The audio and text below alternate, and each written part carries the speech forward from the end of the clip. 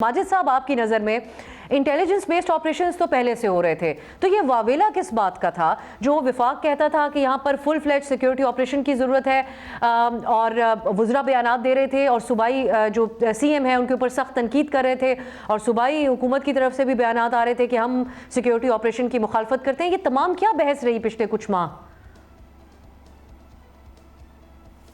जी बिल्कुल, ये बड़ा इंपॉर्टेंट इशू इसलिए है कि इसके अंदर नैरेटिव की जंग हो रही है, लेकिन कुछ फैक्ट्स जो मैंने तलाश करने की कोशिश की है। पहली तो बात यह है कि जो फेडरल मिनिस्टर्स ने प्रेस कॉन्फ्रेंस की है, इंतहाई माजरत के साथ वो दरोगोई और गलत बयानी पर मबनी थी।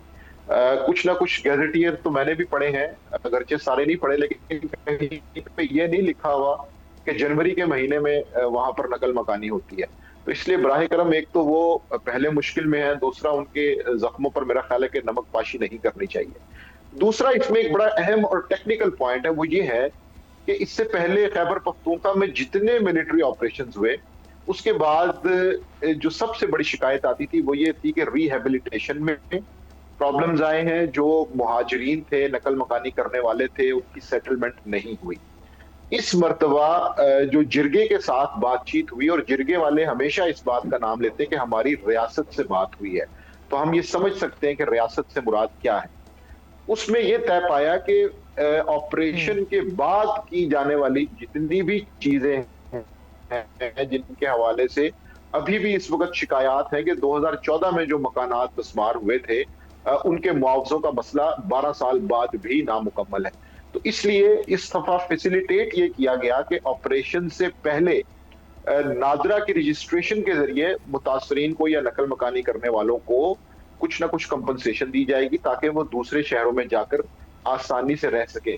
दूसरा मामला यह है कि चूंकि उनके पास नॉन कस्टम पेड गाड़ियां हैं, तो उनकी भी रजिस्ट्रेशन होना थी, ताकि वो बंदोबस्ती इलाके जो साबका थे उनसे निकलकर बाकी शहरी इलाकों में जा सके।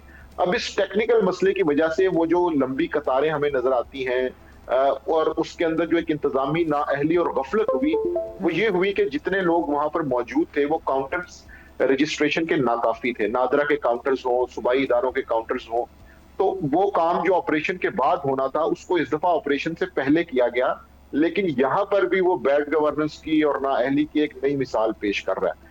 तो इस वक्त मामला ये है कि वो तमाम चीजें जो ऑपरेशन के बाद अनाउंस करनी थी, कंपनसेशन दी जानी थी, वो इस दफा इसको स्विफ्ट बनाने के लिए, फ्रेंडली बनाने के लिए पहले अनाउंस की गई।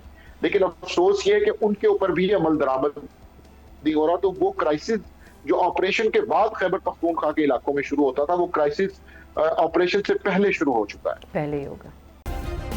सब्सक्राइब करें और बेल दबाएं ताकि कोई खबर रह न जाए।